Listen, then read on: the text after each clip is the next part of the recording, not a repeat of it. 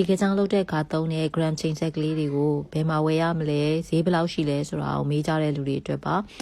ကျမကတော့ဝယ်ထားတာ2022လောက်ကဝယ်ထားတာဆိုတော့ online shop တစ်ခုကပဲဝယ်လိုက်တာပေါ့နော်အဲ့ဒါဆိုမမှတ်မိတော့ဘူးဒါပေမဲ့အခု Facebook မှာရှာလိုက်တော့3000ခွဲဝန်းကျင်နဲ့4000 3000ခွဲဝန်းကျင်ပေါ့နော်3000ခွဲ4000ဝန်းကျင်ရှိတယ်လို့တွေ့လိုက်တယ်ပေါ့နော်ဒါဒီဇင်ဘာတုန်းကတင်ထားတာဆိုတော့အခုဘယ်ဈေးဖြစ်နေပြီလဲတော့မသိဘူး3000ခွဲ4000အဲ့ဝန်းကျင်မှာပဲဖြစ်ပါလိမ့်မယ်အဲ့တော့ဒီလိုမျိုး Facebook မှာပဲ online shop တွေရှာပြီးတော့ယုံကြည်ရတဲ့ဆိုင်ကိုရှာဝယ်ပေါ့နော်အိမ်ရောက်ငွေချေလို့ပါတော့အဲ့လိုမျိုးတွေရှာဝယ်ကြည့်ပေါ့နော်ကဲအားလေးပါရှင်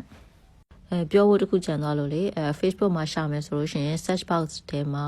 digital scale တို့ဒါမှမဟုတ် gram ချိန်ဆက်တို့ digital gram ချိန်ဆက်တို့အဲ့လိုမျိုးလေးလိုက်ရှာကြည့်ပေါ့နော်အဓိကမုံလုံးတဲ့ပစ္စည်းရောင်းတဲ့ဆိုင်တွေမှာရှိတာများတယ်ဒါက